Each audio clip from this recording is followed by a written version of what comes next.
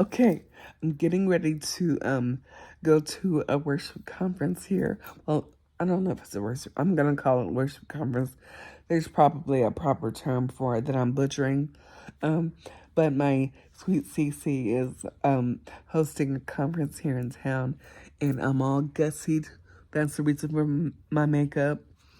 Over the past 2 years, I've had a, a very small reason to put on makeup at any point. So if I have an excuse to gussy, I'm a gussy. But I was talking to my parents a second ago, and something came up, and I had to share with you once more because I'm an idiot. So, years ago, I was singing with my friend Travis Cottrell, and I think it was Easter. Their church used to, well, the church he was at used to do this big, huge Easter service at the baseball. There was a baseball field there in town. I want to say the Mariners or some other big baseball team practiced at it. But anyway, they did this huge Easter service.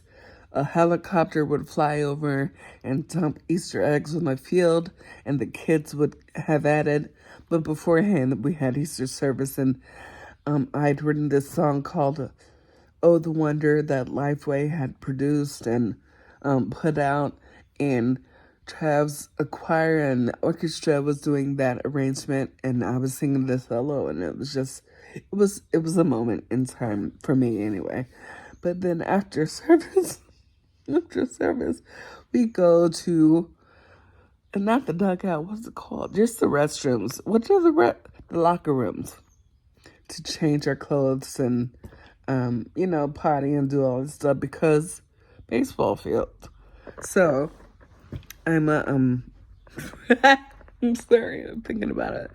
Um, I'm changing my clothes, and one of the other singers is with me, and all of a sudden, this guy walks in, and he just, I mean, I want to say I had to like dart somewhere and put pants on, or it was a lot because he just walked into the ladies' locker room.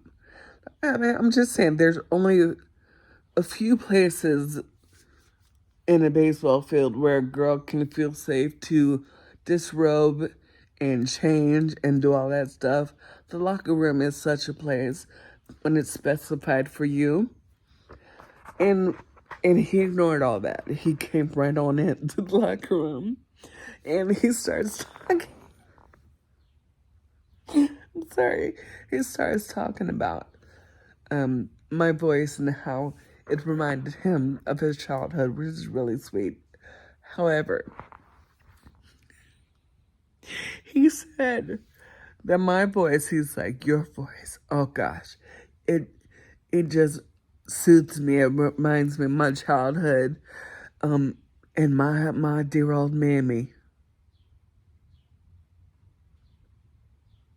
Yo, dear old who? And I was like, well, maybe he calls his mom or his grandmother Mammy. But no, there's more.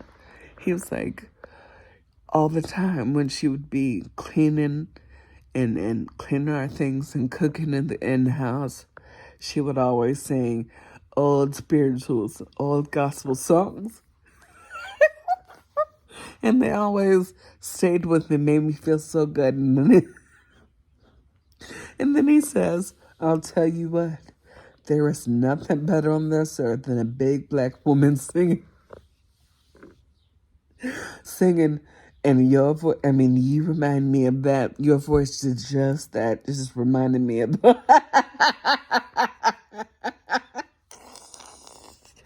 So, not only have you walked into the ladies' changing room, you've now talked to the only black woman, maybe the only black person on this whole baseball field, about your black mammy and how